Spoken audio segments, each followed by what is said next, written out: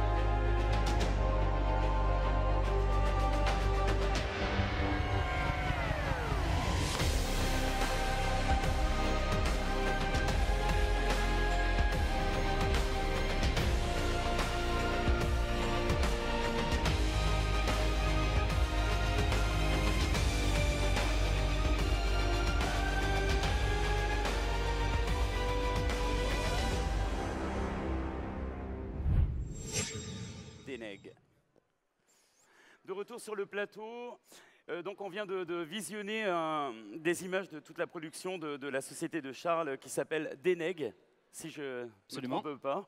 Ok. Charles, en fait, là, on est à Montpellier. Je crois que ça t'est pas inconnu comme ville.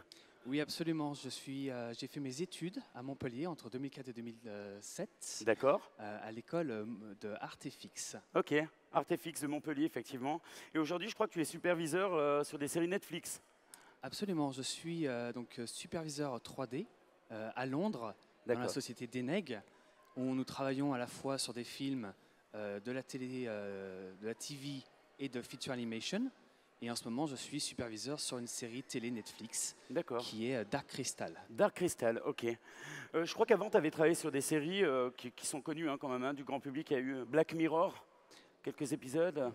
Oui, absolument. Oui. Les 2 séries que j'ai fait précédemment étaient Altered Carbon pour Netflix et Black Mirror. D'accord. Donc je fais une conférence dimanche à 17h, ici à FStar. Donc, plutôt intéressant. Là, dans la vidéo qu'on a vue, il y a pas mal de références, moi, qui m'ont sauté aux yeux, des films que j'ai vus, que j'ai adorés d'ailleurs. J'ai reconnu Wonder Woman, j'ai vu qu'il y avait Thor, il y a Ant-Man et la Guêpe. Absolument, oui. Donc tous ces films, en fait, sont des films sur lesquels tu as supervisé. Sur des films sur lesquels DNEG a travaillé. Donc en fonction des postes et des responsabilités que l'on a, et de timing aussi, nous avons la possibilité de travailler sur des longs métrages comme ceux que vous avez cités à l'instant, suivant les besoins de la production. D'accord. Alors aujourd'hui, superviseur effets spéciaux, on ne sait pas vraiment, pour le grand public, c'est très vague en fait comme poste. En fait, ça consiste à quoi concrètement ? Alors c'est vrai que les effets spéciaux, c'est quand même un métier qui est très jeune maintenant. Oui. Peu de gens connaissent vraiment un petit peu le parcours et comment on peut y accéder, surtout pour les jeunes d'aujourd'hui, comment on peut arriver à accéder à travailler sur des films de cette qualité. Oui. Donc c'est pas évident de trouver des informations, mais mon travail au jour le jour, si vous voulez, c'est d'avoir vraiment une vision de comment va être le film ou la série télé dans 6 mois, dans 1 an, dans 2 ans. Donc c'est d'être capable de pouvoir échanger avec les acteurs ou réalisateurs, d'arriver à absorber et de digérer, d'ingurgiter toute cette information et de pouvoir le retranscrire à l'image et de pouvoir diriger des équipes derrière à Londres. Je pense que la difficulté, ça doit être aussi d'avoir une vision très claire, très tôt, de la finalité. Absolument. Oui, c'est d'être le plus précis, le plus concis possible pour pouvoir rapidement montrer en image au réalisateur la direction que le film est en train de prendre. Oui, parce qu'effectivement, là, il n'y a pas le droit à l'erreur. C'est tellement de travail qu'une fausse direction, ça peut entraîner des correctifs assez dramatiques. Et souvent. D'accord. Très souvent. Là, au niveau de ton métier, actuellement, tu as dit que tu travaillais sur Dark Crystal, c'est ça ? Dark Crystal pour Netflix. Est-ce que tu peux nous en parler un peu pour nous donner l'envie Absolument. Alors, donc, c'est basé sur le film Dark Crystal. Oui, qui est un film vraiment cultissime, mais qui date quand même il y a quelques décennies, je crois. Exactement, en 1982, j'étais né. Donc Jim Henson a créé ce film-là. Donc c'est la famille Henson a décidé de porter le film sur de la série télé. Donc sur 10 épisodes Netflix. Et nous sommes en ce moment même en train de travailler dessus. Et ça va sortir vers avril 2019. D'accord, super. On va pouvoir voir quelques images très rapidement alors. J'espère. Oui. On travaille dur pour ça. Bon, ok. Au niveau du festival, puisque là, on est, donc, comme je le disais, on est en direct là, au festival FStar à Montpellier. Quelle est la relation, toi, que tu entretiens avec le festival ? Parce qu'il y a quand même un lien. C'est la 2e année, je crois, que tu viens. Consécutive, exactement. Tu viens de Londres exprès. Exprès de Londres. Voilà, donc c'est quand même qu'il y a un lien affectif fort. C'est très émotionnel, évidemment. Hein. C'est tout à fait pouvoir échanger, échanger des informations avec des gens qui sont passionnés du cinéma et qui, justement, ça revient à la question de comment peut-on accéder à mon fils ou ma fille aimerait travailler sur du long métrage, de la série télé ou Netflix ou peu importe, du média vidéo. Quel est un petit peu le parcours et comment on peut essayer de renseigner ces personnes pour pouvoir travailler dans 5, 10, 15 ans avec nous. Oui, parce qu'il y a toujours effectivement, il y a des métiers comme ça, que ce soit la musique ou le cinéma, en tout cas tout ce qui est très artistique, il y a toujours une espèce de frontière un peu invisible où on a l'impression qu'il n'y a pas d'accessibilité à ces métiers-là. Oui, donc c'est aussi la preuve que non, que c'est faux. C'est ça, le but, c'est d'essayer de vulgariser un petit peu ce monde qui est quand même assez neuf et récent et jeune, et de pouvoir amener suffisamment d'informations pour que les gens disent que c'est quand même assez tangible et que ce n'est pas impossible. Donc c'est essayer de discuter le maximum pour pouvoir leur montrer une direction par rapport aux besoins de chacun. Parce que tout à l'heure, en off, on discutait, c'était très intéressant. La discussion qu'on avait, c'était vraiment de dire que pour arriver dans ces métiers-là, il n'y a pas qu'un seul chemin, il n'y a pas qu'une seule porte. Il y a des tas et des tas de parcours. Et je trouvais ça vraiment très intéressant et encourageant aussi, d'ailleurs. Alors, c'est vrai qu'il y a beaucoup d'a priori sur le métier. Les gens pensent beaucoup que, est-ce que si je ne suis pas assez matheux, est-ce que je peux quand même accéder au cinéma, ou est-ce que je suis trop artistique, ou est-ce que je suis trop beaucoup d'a priori. Ouais. Et un des gros avantages que l'on a pour créer des films à cette échelle-là, donc énorme film, blockbuster, on a besoin d'avoir énormément de cordes à notre arc. Oui. On a besoin d'avoir des gens très techniques, on a besoin d'avoir des gens très artistiques, des gens qui sont bien organisés, des gens qui sont plutôt côté business, des gens qui sont geeks. On a besoin d'avoir tout ça pour pouvoir créer quelque chose de cette envergure. Oui, parce qu'il y a quand même aussi il y a une donnée qu'il ne faut pas négliger, c'est qu'il y a aussi une donnée de pression terrible sur des projets de cette envergure. Et ça, je pense que c'est quand même c'est un entraînement de s'habituer à cette pression terrible. Oui, oui, il y a beaucoup de pression, comme beaucoup de business où il y a beaucoup d'argent, beaucoup de moyens, beaucoup d'enjeux. Donc ça, Ouais. c'est normal. Mais après, tout dépend de votre niveau de responsabilité. Vous sentez la pression plus Tout à ou moins. fait. Après, mon poste, par exemple, en tant que superviseur 3D, est de filtrer le stress, de filtrer Pour les équipes, pour les équipes en dessous afin qu'ils puissent travailler dans les meilleures conditions. d'accord. Là, cette année, tu es dans le jury, puisqu'il y a une compétition en fait, qui se fait au niveau des courts-métrages. Donc il y a 2 catégories dont tu m'as expliqué pareil en off un peu Exactement. la différence, c'est-à-dire les choses en fait, qui sont de l'animation et puis entre les courts-métrages qui sont de la FX. Live FX. Voilà, c'est ça. C'est-à-dire qu'il y a des choses où on incruste des effets, puis d'autres qui sont que de l'animation. Oui, c'est ça, c'est que tout ce qui est animation 3D, c'est quand même un métier quand même très large. Vous pouvez aussi bien travailler pour Illumination sur Les Mignons ou The Grinch, Oui. que pour des films avec du live, avec des acteurs et fond vert, que pour la VR ou de médical. Voilà, Il y a donc beaucoup ça, de catégories, et là au jury, on va voter pour à la fois animation, live VFX et SFX. Oui, c'est intéressant d'avoir vraiment de faire la distinction entre ces 3 choses-là. Alors, je sais qu'en fait, les diffusions n'ont pas commencé. Non, pas Donc encore. voilà, donc j'imagine que tu es impatient, ça commence demain. Demain matin, absolument. Oui, donc je crois qu'il y avait plus d'une cinquantaine de films, de courts-métrages qui ont été sélectionnés. Oui, c'est ça, il y a 50 films, ça c'est ça sur 2 jours, et c'est à chaque fois 2 heures de projection et 2 heures de pause. Je trouve que c'est quand même une grosse responsabilité, donc comment tu te sens par rapport à Pas ça? mal, oui, beaucoup de films, surtout que chaque film demande une énergie et un temps, une passion tellement énorme Que c'est difficile que c'est quand même très difficile de juger de manière le plus objectivement possible, parce qu'on sait très bien que derrière le temps que ça prend, Ouais, et c'est des nuits, et c'est beaucoup d'énergie. je comprends. Pour terminer, j'aimerais te parler de la conférence que tu vas animer dimanche. Et voilà, que tu me dises en 2 mots de quoi tu vas pouvoir discuter, si c'est un débat, si c'est vraiment des infos, enfin, quel est un petit peu le cœur de cette conférence, voilà, pour bien que les gens puissent choisir de venir à ta rencontre, évidemment, je les encourage, bien sûr. Très bien, donc le thème est porté sur Black Mirror, D'accord. donc un épisode que l'on a fait à Deneg, qui est Metalhead, qui est l'épisode en noir et blanc avec le robot mécanique tueur. D'accord. Et je vais essayer un petit peu de montrer les étapes par lesquelles nous sommes passés pour pouvoir, dès le début, au concept et avec le script original, porter le film, ou du moins l'épisode jusqu'au bout. Donc on va essayer de montrer les étapes de 3D, du début à la fin, pour que les gens essaient de comprendre comment ça marche. D'accord. Bah écoute, tout ça c'est très passionnant, vraiment passionnant. On pourrait parler avec toi des heures. Qu'est-ce qu'on peut te souhaiter aujourd'hui pour l'avenir, pour ta société, pour tes projets? Oh, que ça continue. Que ça continue tout simplement. Non, on a vraiment beaucoup de chance d'avoir un marché du film ou du cinéma ou de la télé qui est quand même assez porteur. Il y a énormément de choses qui arrivent sur le marché et je pense que ce n'est pas demain que ça va se finir. Quand on voit tout ce qui est plateforme Netflix ou Amazon, Oui. Donc il y a énormément de travail et je pense que ça va, à mon avis, continuer et être exponentiel. Oui, parce que l'offre est grandissante, donc Ça forcément... n'arrête pas, ouais. Toutes les plateformes montent. Charles, je te remercie vraiment d'être venu passer du temps avec nous, nous avoir expliqué tout ça. Je vais te raccompagner, je te remercie.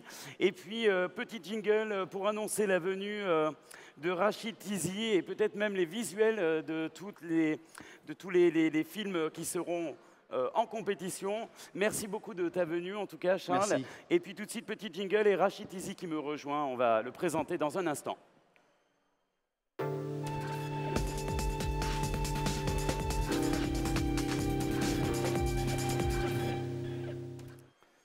Voilà, pendant que Rachid s'installe à notre petite table.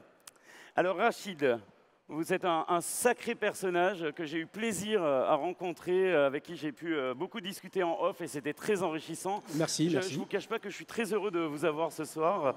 Merci. Alors vous avez un parcours totalement atypique. Comme beaucoup de gens. Et comme tous les gens finalement qui sont dans ce métier. Je crois que vous avez commencé en fait comme projectionniste. Et puis, au fur et à mesure du temps, vous êtes devenu responsable technique des cinémas Pathé Gaumont. Dans les années 2000, si je ne me trompe pas, vous avez été un acteur majeur, moi en tout cas c'est ce qu'on m'a dit, de la transition vers le numérique, donc c'est pas rien. Et puis vous avez été aussi responsable de projection à Cannes quand même pendant 25 ans, c'est pas rien, il y a quand même de la pression sur ce type de métier. Donc voilà, et aujourd'hui vous parcourez les festivals en tant que spécialiste du cinéma, et ce qui n'est pas rien non plus. Écoutez, merci d'avoir présenté ma vie en quelques mots. Oui, alors vraiment, c'est très très succinct. C'est vraiment quelques mots. Oui, effectivement, comme beaucoup de gens dans tous ces métiers-là, surtout des métiers qui tournent autour du cinéma et du spectacle, les parcours des gens sont très atypiques et c'est peut-être pour ça qu'on arrive à avoir des gens passionnés et qui aiment vraiment beaucoup ce qu'ils font. J'écoutais ce que disait Charles tout à l'heure et je le rejoins aussi dans ce qu'il disait, quoi. Et effectivement, moi je suis le local de l'étape puisque je suis de Montpellier. Ce cinéma, je peux dire que je l'ai vu, je l'ai vu construire. Et oui, on en a parlé, c'est incroyable. Je l'ai même construit, on va dire ça comme ça, parce que là où on est, il y a 22 ans, il y avait une vigne et un champ de colza juste en face. C'est quand même incroyable de se dire qu'il y a quelques années en arrière, il y avait ça, et puis un champ avec des chevaux. Avec des chevaux, exactement, tout à fait. Et donc, un beau jour, Monsieur Gaumont est arrivé. Incroyable. Et donc, on a amené un gros bulldozer qui a commencé à faire des tranchées. Et puis, en un an, le cinéma a été construit. Incroyable, hein. Et il a ouvert le 1er avril 98, puisque ça fait pile 20 ans cette année. D'accord. Et donc, ce cinéma était le fleuron de la société Gaumont. D'accord. Et au début des années 2000 est arrivé un phénomène extraordinaire, c'est le succès d'Avatar.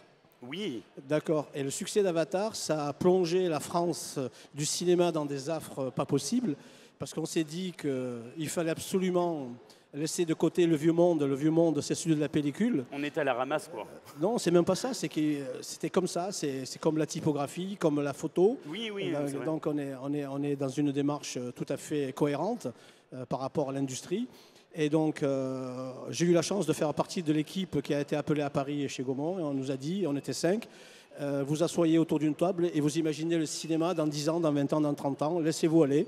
Et donc, nous avons discuté pendant des heures, des jours.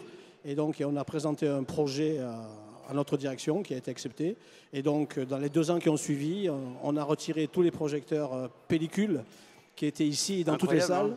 Et on c'était du brainstorming, mais visionnaire. Non, même pas visionnaire, parce qu'en fait, moi, j'avais eu la chance de voir bien avant des projections tests de films en numérique, en tout cas les premières moutures de Toy Story, qui n'étaient pas tout à fait celles que vous connaissez. Et on avait déjà des matrices beaucoup moins évoluées en termes de résolution. Et déjà, on sentait que c'était quand même, comme beaucoup de métiers... Vous y avez cru de suite à cette c'est pas que j'ai cru, numérique? Non, c'est pas que j'ai cru, simplement que je savais que c'était le sens du flow, le sens du futur et de la technique, quoi. Donc effectivement, il y a des gens qui passent leur temps à attendre des trains sur les quais de gare. Je me suis dit, il faut que tu prennes le train, et puis voilà, quoi. Donc j'ai pris le train et j'ai avancé avec tout le monde, quoi. Et donc, et actuellement en France, sur 5050 écrans, je crois à ce jour, on doit avoir 4970 écrans numériques, quoi. C'est incroyable. Donc voilà, quoi. Et donc c'est vrai que ce passage numérique, justement, je rebondis sur ce que disait Charles, ça a permis aussi l'émergence de beaucoup de choses, et Avatar a été l'un des principaux acteurs de ce changement, quoi. Ça a été un déclencheur oui, pour toute l'industrie, en fait. Si Avatar n'avait pas eu le succès qu'il a eu, peut-être qu'on aurait 5 ans, 6 ans de retard par rapport à d'autres pays, quoi. Incroyable, hein. Incroyable. C'est une belle histoire.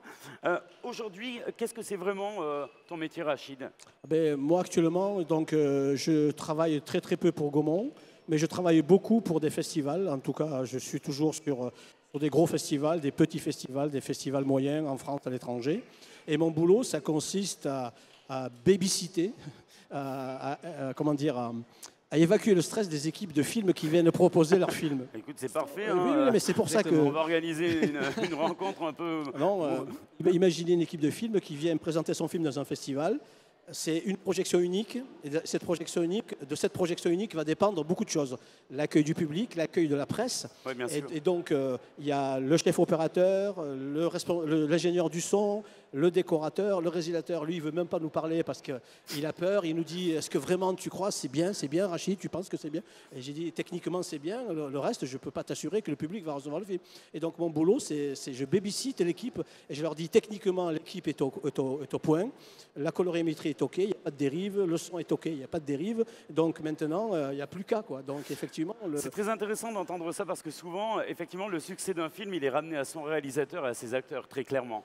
Après, moi, il m'est déjà arrivé d'entendre pendant des remises de prix, par exemple, qu'on suit à la télévision, on dit « Oh là là, la lumière, le truc », et les gens lambda disent « Oh, mais on s'en fout ». Et en fait, non, on s'en fout pas. Ce qu'il faut comprendre, c'est que, effectivement, le cinéma et la production, c'est vraiment une chaîne très très fine. Et s'il manque un maillon, ça ne marche plus du tout, quoi.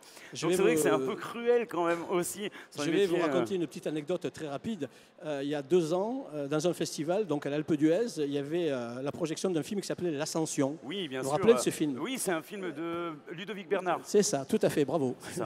Donc il était venu présenter son film à l'Alpe d'Huez avec le jeune acteur Ahmed Silla. Et il avait projeté la veille son film dans une salle de Grenoble.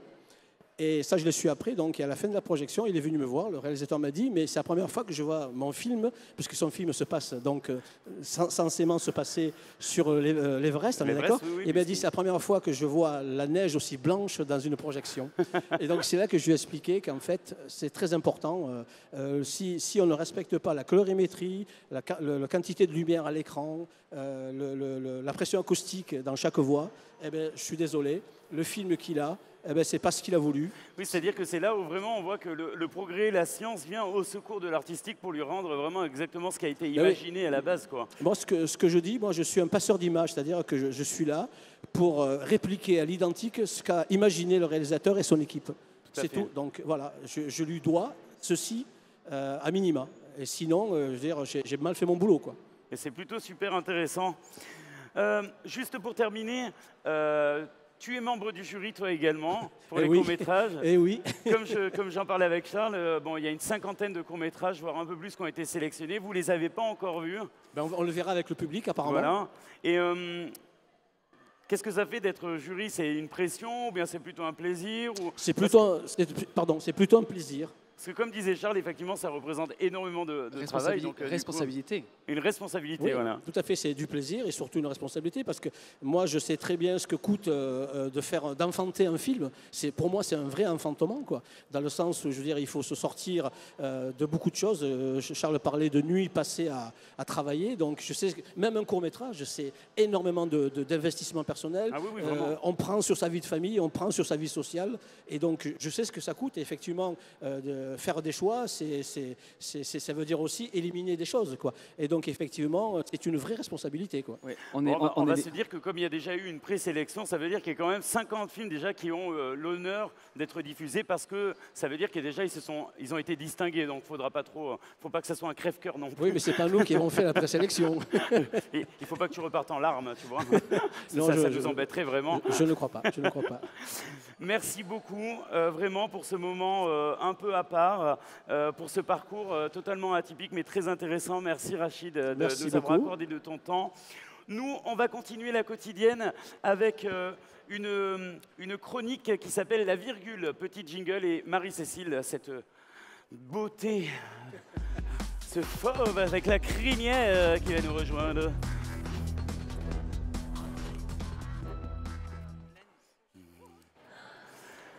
La belle Marie-Cécile qui vient de nous rejoindre avec sa crinière de tigresse. Ça va? Oui, voilà, ça va tout de suite mieux.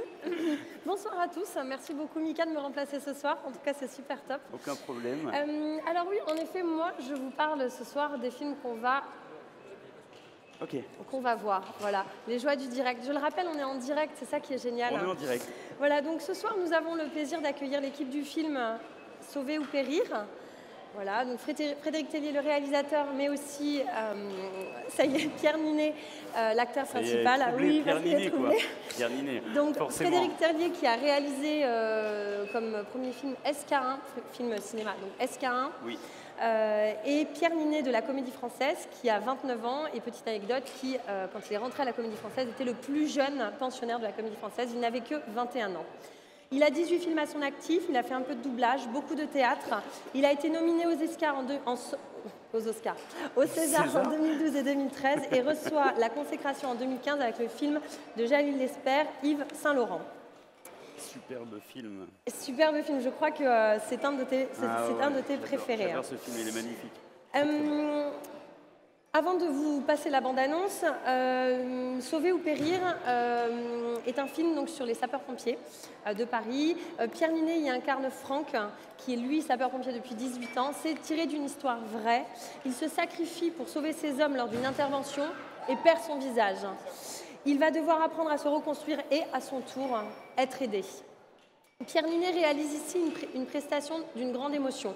Pour cela, il a suivi un entraînement avec les pompiers de Paris pour s'imprégner du quotidien de ces héros de tous les jours. Tout ça. Exactement. Le film est distribué par Mars Film. On le retrouvera en salle le 28 novembre, car ce soir, c'est complet. Désolé, Pierre Ninet est déjà pris. Je suis navrée, Mika. Tu ne pourras pas... Je ne pourrais pas avoir d'interview avec Pierre Ninet. Non. Je suis bien triste. Mais c'est une de mes idoles quand même. Il paraît. Voilà, je vous propose de retrouver la bande-annonce tout de suite. Régis, c'est à vous. J'avais 18 ans quand je me suis engagé. J'ai jamais été le plus grand ou le plus costaud, mais justement.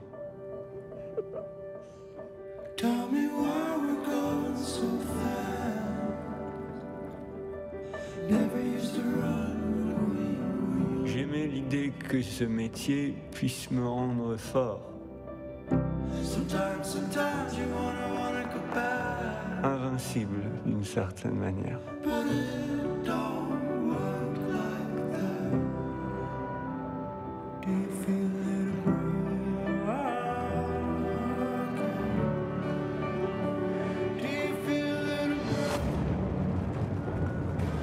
La vérité, c'est que personne n'est invincible.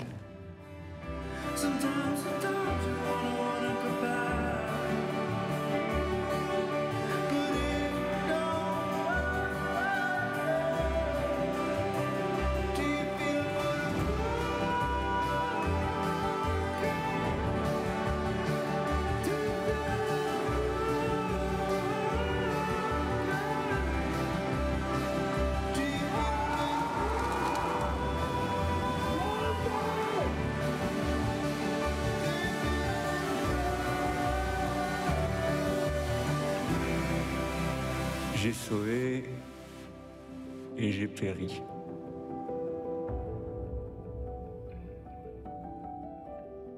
Continue. Ouais. Voilà, vous avez pu découvrir la bande-annonce donc, de Sauver ou périr. Je le répète, ce soir, la séance est complète, donc on retrouve le film ensemble à partir du mercredi 28 novembre. Je vais vous parler... je crois que tu vas nous parler d'un film qui est projeté demain. Ouais, et il y a une grosse attente autour de ça. Grosse parce que attente. C'est une nouvelle version remasterisée. Restaurée 4K, messieurs, dames, s'il vous plaît. Demain, 20h30, retrouvez le film culte, Le 5e élément, de Luc Besson sur grand écran. À savoir, 3 ans après Léon, Luc Besson réitère avec un film qu'il a écrit à l'âge de 16 ans. Il est identifiable par son atmosphère, ses costumes. On parlait d'Yves Saint-Laurent. Ouais. Là, les costumes ont été créés par Gauthier, identifiables par tous. Ses costumes, son graphisme et ses décors. Ça, le 5e élément est un chef-d'œuvre qui ne vieillit pas. Messieurs, dames, allez-y, c'est demain. Incroyable, hein. Sur grand écran, dans votre cinéma Gaumont. Ce film, il n'a pas pris Pathé. une ride, hein, c'est quand même incroyable. Bruce Willis non plus. Il est génial. Hein. Voilà, donc surtout VOSTFR, bien entendu. Vous pouvez retrouver toutes les infos sur www.effestar.com. Vous avez la possibilité d'acheter vos billets à la caisse du cinéma. Les programmes sont disponibles partout. Retrouvez l'actu de tout ce programme des films sur les réseaux sociaux.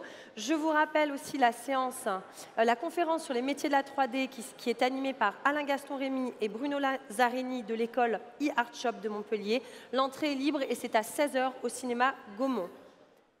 Ok, super, bah dis donc, si avec ça on rate la séance, c'est vraiment qu'on n'est pas du tout au point. Je te remercie pour toutes ces infos, merci beaucoup. On va lancer le jingle de la radio du cinéma et je vous en dirai un petit mot, et toi aussi. Il paraît. Tu veux commencer? La radio du cinéma, c'est Mika et moi, voilà, et toute une équipe qui est sur Valence.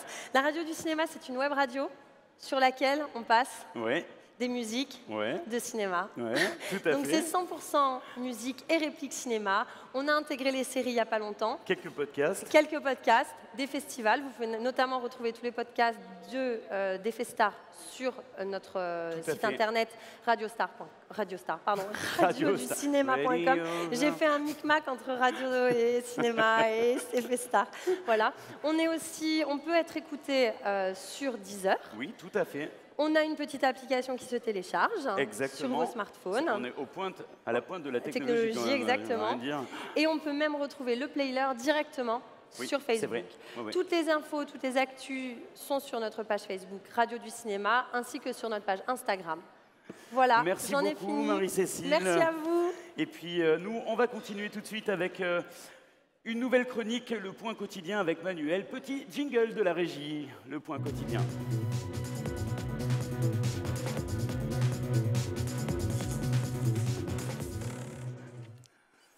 Et j'accueille Manuel qui vient de me rejoindre sur le plateau. Ça va? Oui. Alors de quoi tu vas me parler ce soir, Manuel? Bah alors, comment dire, bon, déjà, vous parlez un peu de ce qui arrive ce week-end. Donc samedi, la saga Famille qui commence. Oui. Donc on a 2 super films, Dark Crystal et puis ensuite Le Secret de la Pyramide. Le Secret de la Pyramide, oui, qui est un film qui date de quelques années en arrière, effectivement. Oui, c'est un vieux film, mais c'est le seul film qui part sur la jeunesse de Sherlock Holmes. Tout à fait. Il a été vraiment... c'est très original parce qu'à aucun moment... on a eu ce thème-là qui a été abordé dans un film, effectivement. On a abordé plein de choses de Sherlock toute sa vie. Les films, ils ont toujours bien marché. Mais c'est surtout ce regard de la jeunesse qui est quand même important de voir. Et pour plein d'autres choses. Déjà, la similitude avec Harry Potter et tout ça. Enfin, je ne rentrerai pas trop en détail. Il y a beaucoup de choses, des liens, les personnages qui se ressemblent. Enfin, c'est le même gars qui a écrit les 2 scénarios. Ah, qui a fait Le Secret de la Pyramide et Dark Crystal? Non, Harry Potter. Ah oui, d'accord, pardon, je ne comprenais pas. Et pour, je me disais, c'est bizarre. Et pour Dark Crystal, c'est, on va dire, je pense que c'est là le plus haut film qu'a fait Henson, donc Jim Henson. Oui. Donc, juste pour rappel, c'est tout ce qui est les Muppets. Donc, il a fait tous les Muppets. Incroyable.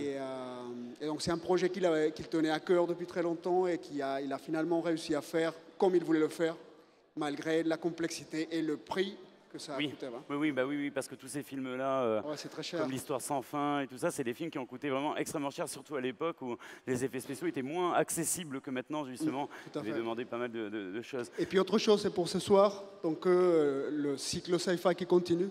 D'accord. Et on continue avec Terminator, donc film de James Cameron, film culte. Et c'est vraiment le début d'une saga qui perdure encore aujourd'hui. Et un film qui a permis à James Cameron de faire plein d'autres films par la suite. Effectivement. Je parle notamment d'Aliens. Moi, ce que je te propose, c'est qu'on lance d'abord la bande-annonce du Secret de la Pyramide pour faire les choses dans l'ordre. Okay. Et puis après, on en redira un petit mot parce que j'ai une question à te poser par rapport à ce film-là. Et puis après, on reverra d'autres images des autres films de la série. Ok, ça marche. On lance la pyramide, le Secret de la Pyramide, la bande-annonce.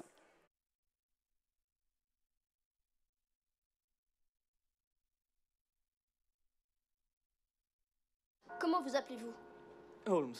Sherlock Holmes.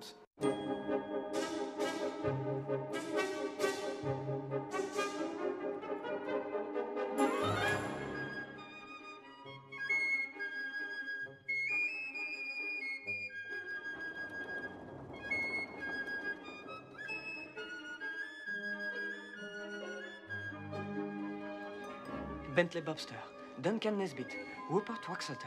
Tous ces hommes sont morts récemment à l'exception de celui-là. Il s'appelle Chester Crackwood.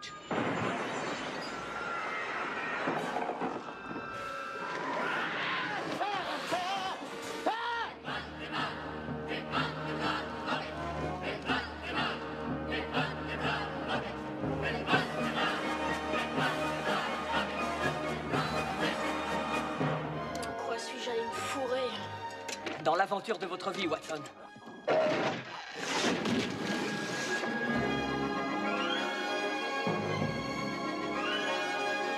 Ça marche, Watson! Ça marche! Nous volons! Qui aurait cru ça, Watson, hein? Ah, nous volons!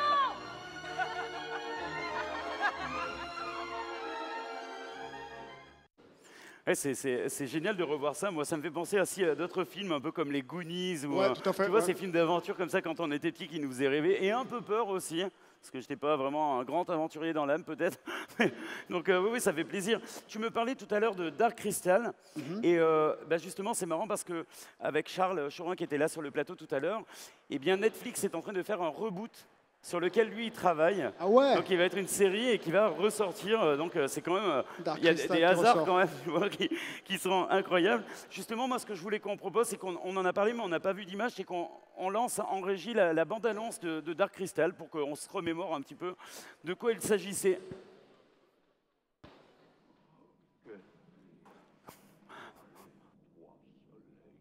Maître, que se passe-t-il? Tu es en grand danger. Quel pli. Je dois te quitter, oui. Oh, maître, pourquoi? Mon maître, non. Gelfling, je t'ai souvent parlé des Skeksis. Les Skeksis ont tué ma mère et mon père. L'histoire ne s'arrête pas là. Elle continue et tu en fais partie.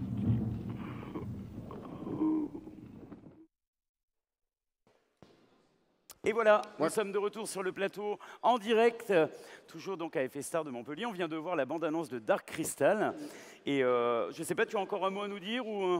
Ouais, et venez ce soir pour Terminator au Comédie. Et bon, bah, c'est un film qui vraiment, ça vaut la peine de le voir. Enfin, on découvre toute Oui, la... c'est un film culte hein, quand même. Hein. Ouais. Terminator, c'est vraiment... Puis c'est un des très très très gros rôles de Arnold Schwarzenegger. Puis il y a des phrases cultes de ce film. Ah oui. Dans Sarah Connor. Ouais, I'll be back. Enfin, Voilà. je serai de retour. Enfin, bah, ça sonne pas trop méchant en français, mais... Oui, oui, c'est I'll vrai. be back, c'est Ouais, mieux. t'as raison, ouais, c'est vrai. Et juste, voilà, par rapport... Je voulais juste faire ce commentaire. Tu parlais des prix. On parlait des prix, combien ça coûte. Il faut savoir que Terminator, il a coûté que entre 6 et 8 millions de dollars. D'accord, 6 et 8 millions de dollars, Ouais, ok. par rapport à ce que coûte aujourd'hui un film, bah, c'est dérisoire. Ouais, c'est Alors rien que du tout, ouais. bah, tout ce qu'ils ont pu réussir, c'est juste... Des fois, on se demande si les moyens coupent un peu la créativité. Oui, bien sûr. C'est-à-dire que là, il y a une prouesse technique, mais surtout une prouesse financière. D'accord, c'est clair. au niveau du film. Oui, Terminator, très très gros film. Je propose pareil, hein, quand on regarde la bande-annonce, ça va nous donner envie de le revoir, évidemment. Et puis bah, ça tombe bien, puisque c'est le but. Hein. La bande-annonce en régie de Terminator.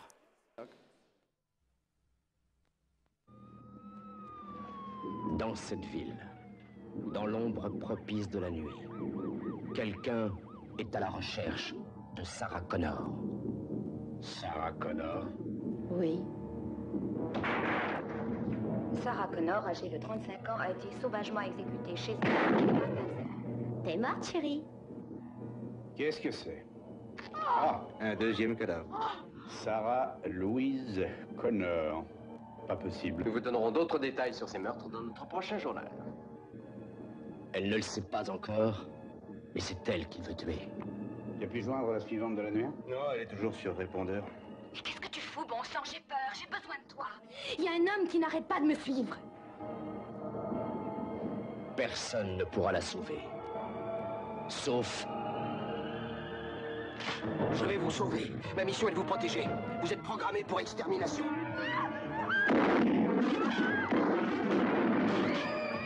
Je deviens folle. Tu l'as tué, comment peut-il se relever? Ce n'est pas un homme, c'est une machine. Des êtres comme ça n'existe pas. C'est vrai. Pas avant 40 ans. Tu veux dire que tu viens du futur? Ils sont là pour se battre. Celle dont dépend leur avenir pourra-t-elle être sauvée? Et ce Terminator pense pouvoir arriver à anéantir le mécanisme de son ennemi? L'un est venu pour la sauver. J'ai traversé le temps pour toi, Sarah. L'autre pour la supprimer. Arnold Schwarzenegger est le Terminator. Une apparence humaine, mais un corps d'acier.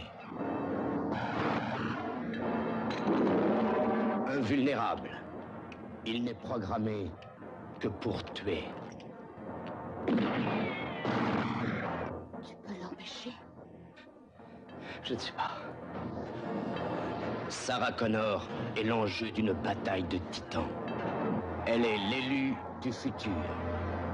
Échappera-t-elle au Terminator?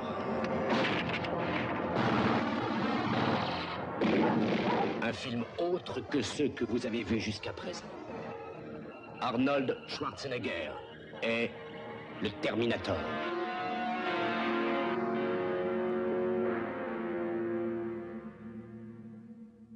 Et oui, la bande-annonce de Terminator, qui est quand même un chef-d'œuvre du cinéma. Hein. Ça rend envie. Vraiment un chef-d'œuvre. Manuel, merci beaucoup pour cette chronique. Merci on se retrouve demain. Même heure, même endroit, à peu près, comme on est en direct. L'heure ne sera pas totalement précise. On va tout de suite s'intéresser à ce qui s'est passé hier au festival Effestar avec la rubrique « C'est demain que ça se passe ». Tira va me rejoindre. Et puis nous, pendant qu'il me rejoint, on va regarder une petite vidéo grâce à la régie pour nous résumer tout ce qui s'est passé hier.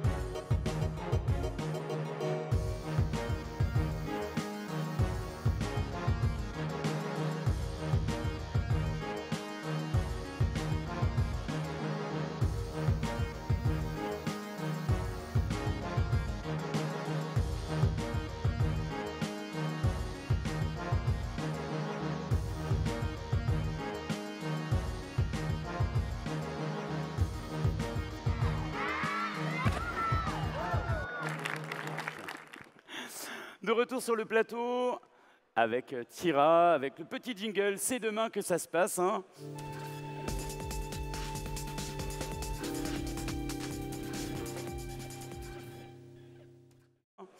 Alors Tira, tu es notre, comment on peut dire, référent de tout ce qui se passe sur le SFX Park. Oui, tout à fait, c'est ça. Et donc tu vas nous présenter un petit peu ce qui nous attend demain comme animation, spectacle, tout ça. Exactement. Donc demain, plein de choses qui se passent. Hein. Donc dès 11h. Et tout est marqué dans ce petit instrument, hein, je tiens à le remarquer. Vraiment, au point de la technologie, quoi. Ouais, mais moi ça va, j'ai des petits yeux, donc c'est de naissance. Donc dès 11h, on retrouve le professeur Mordicus, donc Stéphane, avec l'école Factory de Villeurbanne qui sont là, qui vont nous présenter en fait une petite animation où on va suivre sous forme d'un spectacle interactif les évolutions des effets spéciaux dans le cinéma, mais de façon artisanale. Ah oui, d'accord, carrément. Oui, parce qu'ils ne peuvent pas faire de VFX avec leur ordinateur d'ici, c'est un peu dommage. Hein. Je me doute que ça serait un peu compliqué. Mais ouais, bon. mais ils ont mis un peu de mauvaise volonté, je pense. On va avoir des problèmes à cause de toi, hein, je te le dis. Ouais, il va me balancer dans la cuve d'acide. Donc voilà, donc Stéphane qu'on retrouve à 11h, mais aussi à 14h, donc demain après-midi. 15h, on va retrouver le tag, le Tactical Assault Group, qui sont là. En fait, c'est un groupe de commandos qui vont nous montrer un peu tout ce qui est technique d'intervention, technique commando, etc. Sous la forme de scénettes. Donc, ça va être très sympathique aussi. Je regarde encore les marques de l'année dernière. J'ai encore la marque de Ranjo là sur le côté gauche. Je sais pas si vous voyez. Carrément. Voilà. Donc, ça, c'est le tag qui sera là à 15h. Ouais, ça se passe pas toujours très bien, en fait. Non, pas toujours. C'est bien, c'est rassurant pour les gens qui nous regardent et qui ont envie de venir. C'est ça. Donc, s'il y en a qui veulent se porter volontaire, demain à 15h, on leur donne rendez-vous avec le tag. Voilà. Okay. Par contre, petite modification par rapport à ce qui était prévu, c'est-à-dire que normalement, le tag devait être enchaîné, devait faire quelque chose en corrélation avec Léo Leroyer, donc One Shot SFX. Oui, c'est ce qu'il y avait effectivement. Exactement, on devait faire exploser la voiture sur le parvis du Gaumont Multiplex. Pas très rassurant non plus, je dois dire, mais bon, ce sont des professionnels. Ouais, non, ça s'est bien passé en 2016, donc je pense que ça se passera bien là. Mais en fait, ça a été déplacé à dimanche. D'accord. Compte tenu de plusieurs choses, d'une part des événements de demain, donc oui, le 17 novembre, effectivement. Mais aussi de la météo qui risque d'être très mauvaise, donc pour des questions de sécurité et en accord avec le S10. On a préféré décaler ça à dimanche 15h. Donc dimanche 15h, Intervention donc du tag et de Léo Leroyer pour faire exploser la voiture sur le parvis du Gaumont Multiplex. C'est pas tous les jours qu'on voit ça. Hein. Ça, c'est un vieux fantasme, en fait, de voir la voiture exploser. J'ai l'impression que tous les garçons que nous sommes, on a envie de voir la voiture qui explose, parce que c'est un truc qu'on a vu dans les films, qu'on a vu dans tous les blockbusters. On a tous une fois au moins mis un pétard dans une voiture majorée pour la faire sauter, mais là, ça va être pour de vrai. Ça va être un peu plus spectaculaire quand même. C'est ça. Donc, 16h30, quoi qu'il en soit, on le maintient. Concours de cosplay.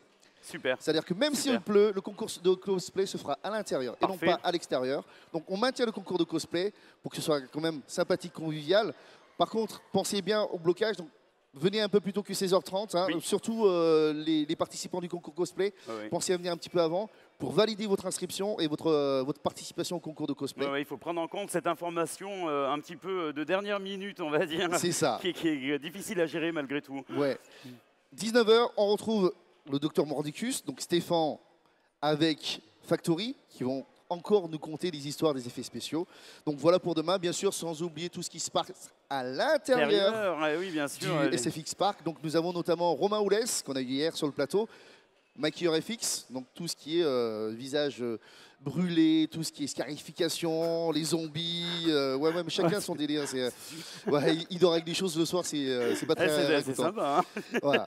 On a nos copains de Replica Industries, on peut voir d'ailleurs leurs costumes derrière, donc Shazam, Batman, on a ici Black Panther, ils ont fait le mien aussi, moi c'est Fatman. Donc voilà. On a aussi Bigger Inside, qui est à l'intérieur du SFX Park, donc sur le côté gauche. Eux, ils nous proposent de jouer de façon un petit peu le style MOBA. Donc on va récupérer des diamants avec des casques de réalité virtuelle. On mélange le réel et le virtuel. On m'a parlé d'une petite attraction que j'ai pas pu faire encore, perdu dans un labyrinthe, quelque chose d'un peu inquiétant. C'est exactement ça. Je vais essayer de vraiment... voilà. Ouais, mais la différence, c'est que nous, on va essayer vraiment de te perdre. Super.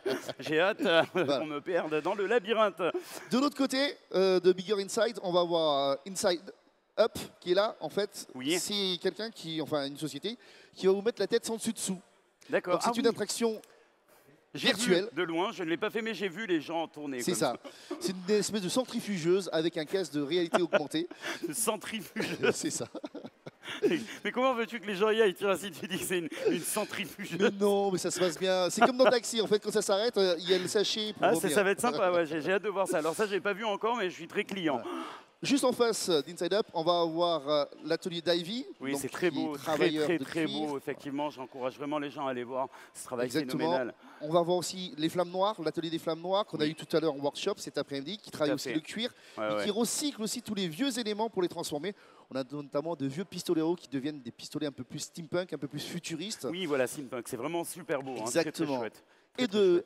Et un peu plus loin, on va avoir l'atelier de Léo Leroyer, donc notre pyrotechnicien qui fait aussi tout ce qui est animatronics. Donc l'animatronics, c'est le fait d'animer grâce à l'électronique des choses. Donc ça peut être des restes d'animaux, ça peut être des yeux, ça peut être une main, des choses comme ceci. Vous avez vu, c'est effet star, hein, je donne envie. Hein. Tu fais peur, Tira. Ouais, ben justement, j'allais y venir. Bigger Inside, pas en dessous d'un mètre 40, parce que sinon ils ne sont pas captés. Très important, pas plus de 115 kilos. Ça, c'est pour une Inside Up, donc pas plus de 115 kilos et pas en dessous de 15 ans. Voilà. Sinon, tout le reste, c'est ouvert tout public. C'est hyper important, effectivement, de le Par contre, j'insiste, le spectacle de FX SSP, donc du professeur Mordicus, est ouvert et accessible à tous. Et c'est sur le parvis du Gaumont Multiplex. Tout ce que je viens de vous présenter là, ce sont des attractions gratuites. Ok. Voilà. Ça, c'est très important, effectivement, de savoir que quand on vient, on peut profiter de plein d'attractions sans forcément ouvrir son porte-monnaie, surtout quand on est en famille. Voilà. Bah, écoute, merci beaucoup, Tira. Tu nous as donné plein d'infos. On a envie d'aller voir tout ça. Moi, je vous rappelle juste le cycle sci-fi. Le cycle sci-fi. Je ne sais pas si on a les visuels ou les affiches à la régie. Je n'en ai aucune idée. Si, c'est bon, on les a, ils sont parfaits, parce que c'est du direct, ils sont vraiment parfaits, merci beaucoup. Donc on va voir un petit peu tout ce qui se trame, Dark Crystal, Secret de la Pyramide, Willow Have Good. Donc voilà, super cycle familial. Je te remercie beaucoup, Tyrin. Avec plaisir, Mika. Et puis, je remercie tous les invités qui sont venus sur notre plateau. On a passé un très, très bon moment. Je vous retrouve demain. Pour toutes les infos, n'hésitez pas à aller sur le site effestar.com, sur la page Facebook également, tous les réseaux sociaux où nous sommes présents. Et on va se quitter. Ah oui, un remerciement tout particulier, excusez-moi, à l'ACFA, qui sont vraiment... super organisés, qui font un travail démentiel. Donc merci à eux. Vraiment, vraiment super équipe. Je tiens à le souligner très fort. L'ACFA de Montpellier.